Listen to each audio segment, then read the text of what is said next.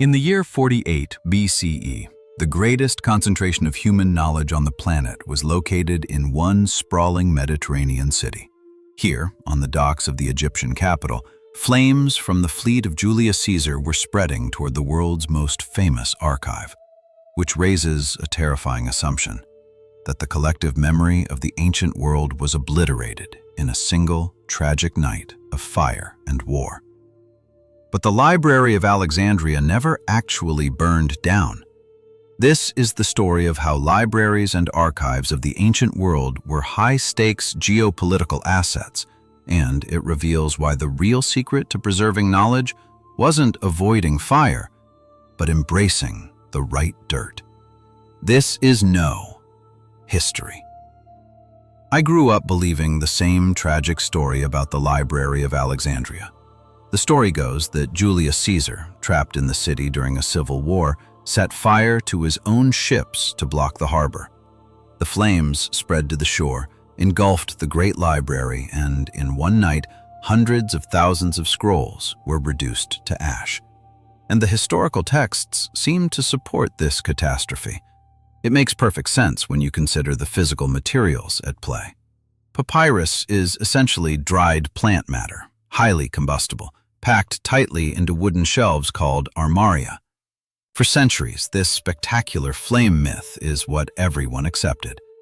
I accepted this narrative too, until I started tracking the scholars who lived after Caesar's Egyptian campaign.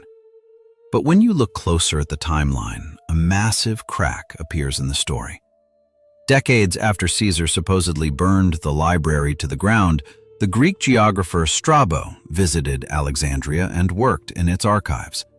If the greatest repository of knowledge was completely destroyed, how were scholars still citing its unique texts a generation later?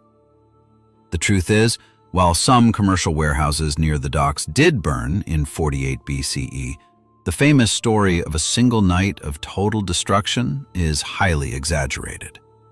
So, if fire didn't destroy the Library of Alexandria, what did? The answer lies in the microscopic structure of ancient media. Papyrus was the lifeblood of the Mediterranean mind. It was cheap to produce in Egypt, lightweight, and incredibly easy to write on. Ancient traditions claim the Ptolemaic kings of Egypt leveraged this monopoly to build their massive collection through a ruthless practice of confiscating books from visiting ships. Any book found on a visiting ship was confiscated, copied by scribes, and the copy was given back to the owner while the library kept the original. But this vast papyrus empire had a fatal biological flaw. Papyrus is largely cellulose, and in the damp environment of a coastal city like Alexandria, a scroll could degrade rapidly, eventually beginning to rot. That meant, over the centuries, the accumulated knowledge of the Mediterranean required an ongoing process of selective copying and replacement just to survive. To keep a library alive, you couldn't just store books in a vault. You had to constantly, endlessly copy them before they disintegrated. And that required an army of highly trained scribes, funded by an institution called the Museum, which provided free room, board, and tax exemptions for scholars. This wasn't just a reading room. The museum was a massive research institute housing dozens of the ancient world's greatest minds, from astronomers like Eratosthenes to mathematicians like Euclid. All of these brilliant thinkers relied on this constant, expensive influx of fresh papyrus to do their work. When the Roman Empire eventually absorbed Egypt, the prestige funding for the library was slashed. Emperors in Rome had their own imperial archives to fund, and Alexandria was downgraded from a glittering royal capital to a mere provincial tax hub. Without Roman emperors willing to pay the massive maintenance bill, the copying stopped. The knowledge didn't die in a dramatic blaze of glory. It died from bureaucratic apathy, quietly rotting away on the shelves over 300 years as the Mediterranean world simply stopped caring. Which leaves us with a massive architectural puzzle. If papyrus is so fragile, how do we have any original ancient records at all? The answer lies further east, in Mesopotamia. Long before the Greeks built their archives, the Ebla archives utilized early classification systems for clay tablets. When archaeologists excavated the ancient city of Ebla in the 1970s, they didn't just find a pile of debris. They didn't just store tax receipts.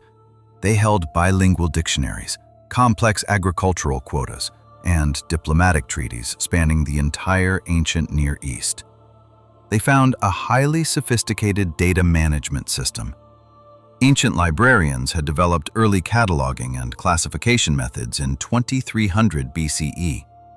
They organized thousands of clay tablets by subject, size, and shape, storing them in a highly systematic way on wooden shelves. They even inscribed the edges of the tablets, creating early identifying marks so a librarian could find a text without pulling it off the shelf. But the ultimate proof of clay's superiority comes from the city of Nineveh. By the 7th century BCE, the Library of Ashurbanipal is active, housing over 30,000 tablets. King Ashurbanipal was a ruthless conqueror, but he was also a relentless, obsessive collector of knowledge who could actually read ancient Sumerian and Akkadian.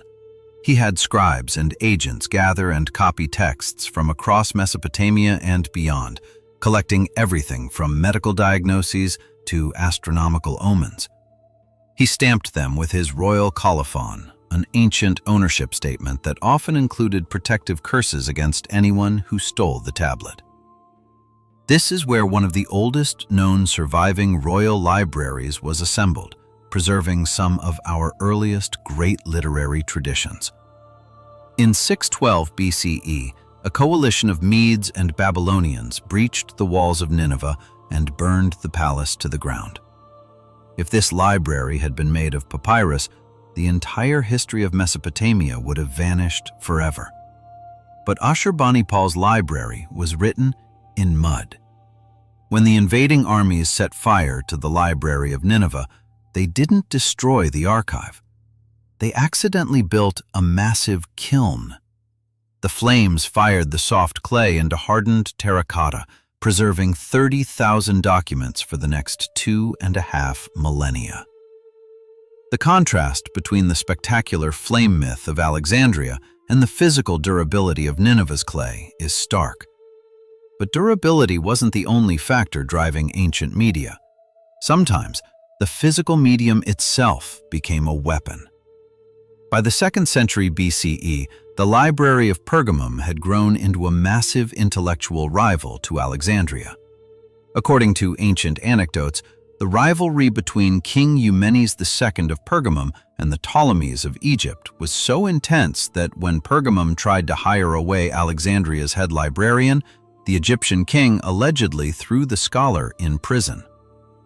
Later ancient writers told a story that Ptolemaic Egypt went even further, enacting a strict embargo on papyrus to cripple their rival's library, though modern scholars are highly skeptical. The story claimed Egypt refused to export paper, supposedly forcing Pergamum to invent a new material. But modern economic historians have challenged this. When I looked at the actual trade records and tariff data, there was no total embargo. Instead, the demand for papyrus across the expanding Mediterranean world simply outstripped Egypt's biological ability to harvest it. Prices skyrocketed, making papyrus too expensive for a library trying to acquire tens of thousands of books. King Eumenes realized that if Pergamum relied on imported Egyptian paper, his archive would always be at the mercy of the Ptolemies. The transition toward parchment was likely driven by broader economic and practical pressures, rather than a single globally coordinated trade war. This economic pressure helped Pergamum expand its use and production of parchment, a writing material that already existed elsewhere. Parchment, made from treated animal hides, was an incredible physical engineering challenge.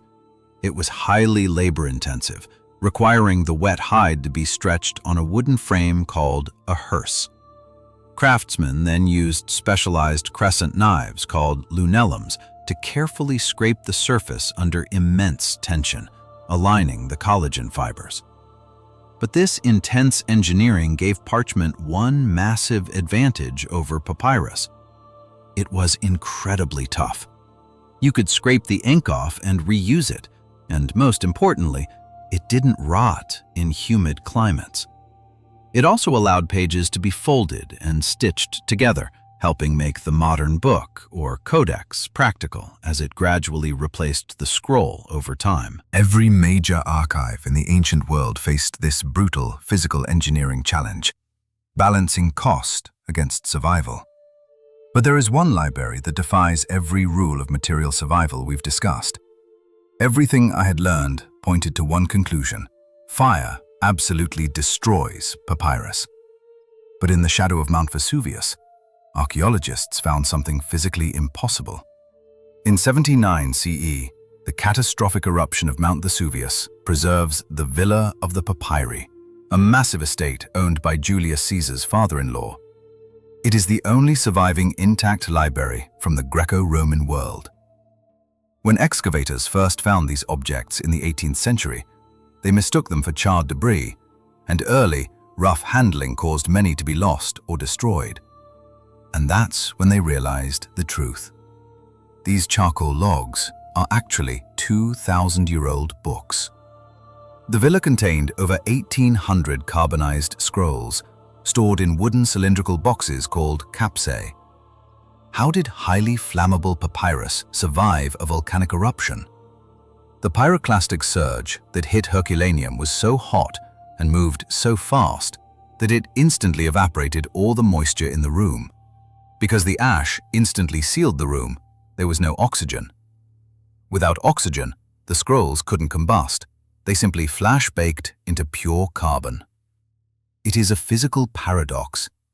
A book that only exists because it was incinerated by a volcano. For centuries, reading them was impossible because the carbon-based ink and the carbonized papyrus had very similar material properties, making traditional scanning fail. Today, scientists are using phase contrast X-ray tomography at particle accelerators to detect microscopic 3D variations where the ink sits on top of the papyrus fibers.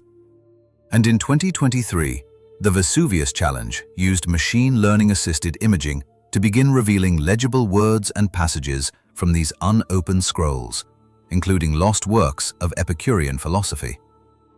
When we look back at the Library of Alexandria, Nineveh, and Herculaneum, we realize something profound. This physical durability and material choice between clay and parchment reminds us that human memory is only as strong as the medium we trust it to. But the silence of the Mediterranean archives leads us eastward to the edge of the Gobi Desert, where a sealed door in the Dunhuang caves hid a different kind of paper treasure for 1,000 years. I'm here to help you know the technical reality of human memory. Between the fire-hardened clay of Ashurbanipal's Nineveh and the flexible, high-cost parchment of Pergamum, which material would you trust to carry your own record across 3,000 years of neglect? Respect the archives and keep the ink flowing. See you at the next excavation.